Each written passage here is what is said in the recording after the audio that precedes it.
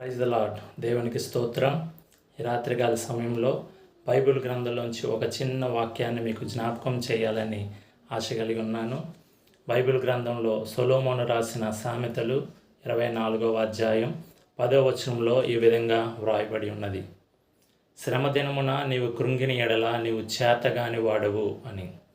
మానవుడన్నాక శ్రమలు వస్తాయి, శోధనలు వస్తాయి, ఇబ్బందులు వస్తాయి, అవమానాలు వస్తాయి, రోగాలు వస్తాయి.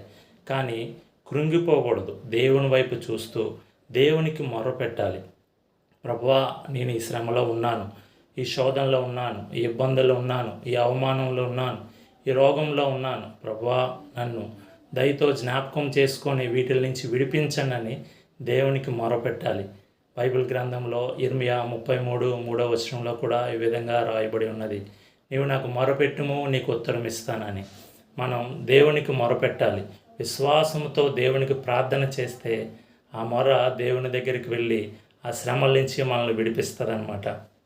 ఈ రాత్రికాల సమయంలో నువ్వు ఏ శ్రమలతో ఉన్నావు, ఏ సమస్యలతో ఉన్నావు, ఏ ఇబ్బందులతో ఉన్నావు, ఏ అవమానాలతో ఉన్నావు, ఏ రోగంతో ఉన్నావు, దేవునికి ప్రార్థన చేయి.